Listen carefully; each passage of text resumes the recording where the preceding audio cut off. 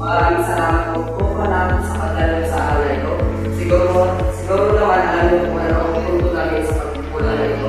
Una sa lahat, nais ko muna magpapakilala sa inyo. Ako nga po pala si Smart na Ligirutas at ang ating assistant na si Alia Sina. Kami po pala ay nasa departamento ng Department of Social Welfare Development. Ang programa ito ay tinatawag po namin Summer Job Program. Ito ay para sa mga nag-aaral ng kolehiyo nakapos sa pang-financial na pangangailangan sa isang mag-aaral. Kami po ay nandito para sa portahan kayo. Una sa lahat, kailangan niyo po magpalista sa aking assistant na si Alia. At ang gagawin niyo lang naman ay maglilinis na kayo ng 4 sa isang araw, 4 na oras sa isang araw. 2 oras sa umaga, 2 oras sa hapon. May katanungan po ba kayo? Sir, kailan mo ba ito matatapos? Matatapos po ito ay nasa 20 days. Sir, magkano po ba ang sahod dito, sir?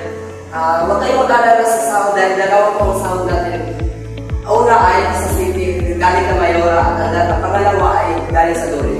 Ang sa city ay 3,400, ang sa Dole naman ay 2,000. Suma total ay 5,400. Go! Sir, kailan pa ba na tayo magsisimula, sir?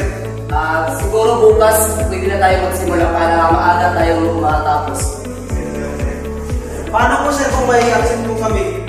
Siguro sa aming pagkakalam sa City Mayor's Office, kapag may absent kayo, siguro parang hindi kayo mabibigyan sa Dole ng 2,000 na amount.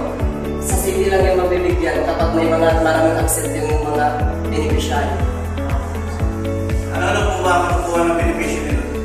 Siguro sa pagkakaalam ko, ang mga beneficiary ko nito ay sa yung as assistant at saka educational support at para sa mga supplies.